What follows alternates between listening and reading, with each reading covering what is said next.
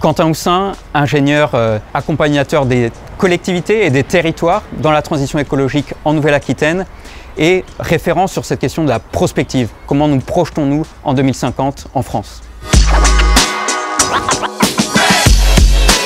Génération frugale, coopération territoriale, technologie verte et pari réparateur.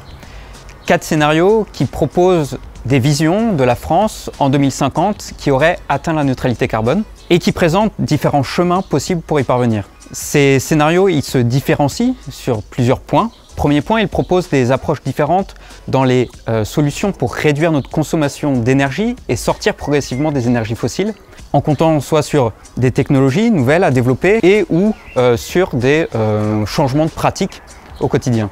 Ensuite, ils se différencient dans leur logique, à tendance soit de préservation du vivant, soit d'exploitation de ce vivant avec une volonté d'être plutôt dans la réparation, de la compensation des impacts causés à ce vivant. Troisième point, ils s'articulent et ils proposent des modes de vie à des échelles différentes, soit dans une logique encore de mondialisation, soit de relocalisation progressive à une échelle plus locale dans la gouvernance et dans l'économie.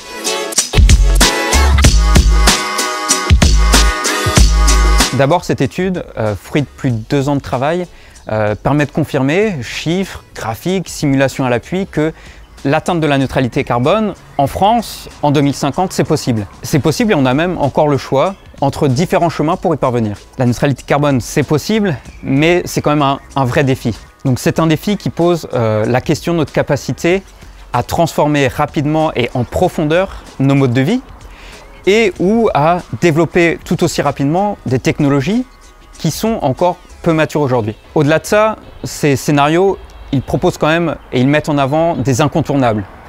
Quel que soit le scénario, il nous faudra réduire notre consommation d'énergie par la sobriété, l'efficacité, produire plus, beaucoup plus d'énergie renouvelable et puis travailler avec le vivant.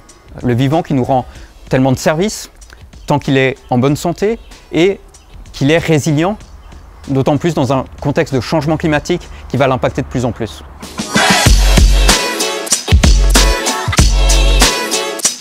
La transition écologique, elle ne sera réussie que collectivement, à toutes les échelles et par tous les acteurs, du citoyen à l'État, en passant par les collectivités locales, les entreprises. Ces scénarios, cet outil que propose l'ADEME, bien sûr, il a vocation à contribuer aux grands débats nationaux, mais aussi aider les décideurs, élus locaux, chefs d'entreprise, à faire les bons choix dès aujourd'hui, des choix structurants basés sur une stratégie systémique, cohérente, prenant en compte tous les enjeux qui gravitent autour de cette transition écologique et s'inscrivant, c'est le principal, dans cette dynamique collective, nationale, internationale, vers la neutralité carbone à l'horizon 2050.